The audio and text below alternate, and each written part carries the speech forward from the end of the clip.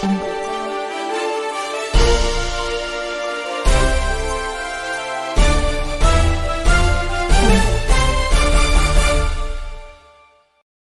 আড়াই মাসের লড়াই শেষে উত্তর কলকাতার শেষ হাসি হাসলেন তৃণমূল প্রার্থী সুদীপ বন্দ্যোপাধ্যায়। এদিন 90,000-এরও বেশি ভোট নিয়ে নিকটতম বিজেপি প্রার্থী তাপস রায়কে হারান তিনি।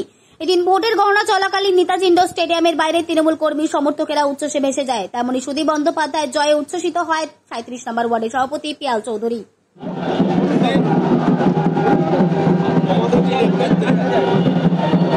পশ্চিমবঙ্গ থেকে সিপিএমকে আমরা হারিয়েছিলাম, সেই দিন থেকে একটাই ঝড় বইছে, মমতা ঝড়। এক্সিট পোল তো বানানো ছিল যাতে চোখে ঝান্ডা হয়, মানুষের ভুল বোঝাও, মেন তো ছিল স্টক এক্সচেঞ্জ শেয়ার মার্কেট। কিন্তু আমার স্থির বিশ্বাস 11 সাল থেকে যে ঝড় চলছে মমতা ঝড়, সেই ঝড়ে আরেকটা ঝড় অ্যাড হলো, অভিষেক ঝড়।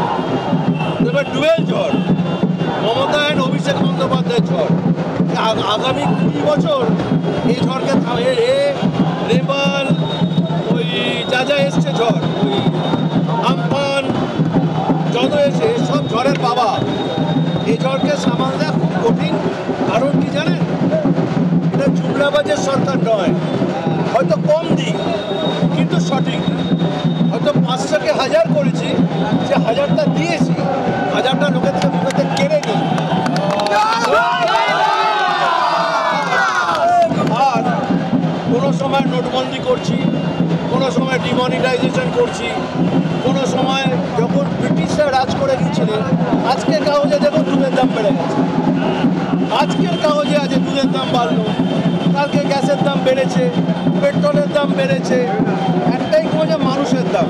কিন্তু মমতা বন্দ্যোপাধ্যায় যে সরকার বা তার যে মানসিকতা, একটাই মানসিকতা, মানুষের সঙ্গে থাকবে, মানুষের পাশে থাকবে। সেই জন্য বললাম,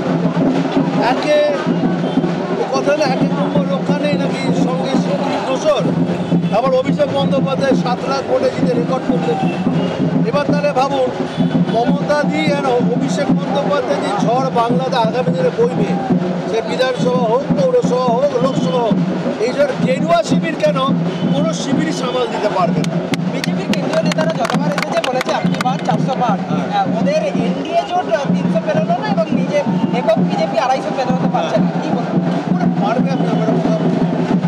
আমরা সেদিন গতকাল পার্টির মধ্যে আলোচনা করছিলাম রেজাল্টের আগের দিন। আমার একটাই বক্তব্য ছিল, মানুষ যদি প্রকৃত আঘাত পেয়ে থাকে বিজেপির থেকে, তাহলে দেশ শুড ভোট এগেন্স্ট বিজেপি। সে দিনটা মানুষ ভুলে যাচ্ছে। নরেন্দ্র মোদী সেই গলা, আজ রাত 12 বাজে কাবার, যেদিন নোটবন্দি হলো, যেদিন ডিমনিটাইজেশন হলো, যেদিন ইয়াং সমাজ, আজকে আমি একটা কথা বলি, ইয়াং ছেলেরা এরা বাইক কেনে, বাইকের একটা তেল ভরে, আজকে 150 টাকা 120 টাকা লিটারে তেল ভরতে হচ্ছে। বাড়ির মায়েরা 400 টাকা আজকে 1200 টাকা করে দিয়েছে। কেরোসিন তেল, কিসের দাম বাড়ায়নি। সেই জন্য যোগ্য জবাব আজকে নরেন্দ্র মোদী পেয়েছে এবং আরও খুশি হব। আমি জানি না সরকারকে করবে, ইন্ডিয়া করবে কি ইন্ডিয়া গভর্নমেন্ট করবে। ইন্ডিয়া করলে তো আনন্দে আত্মহারা, যদিও ইন্ডিয়া করে, যেন নরেন্দ্র মোদী আর ভারতবর্ষের প্রধানমন্ত্রী না হয়।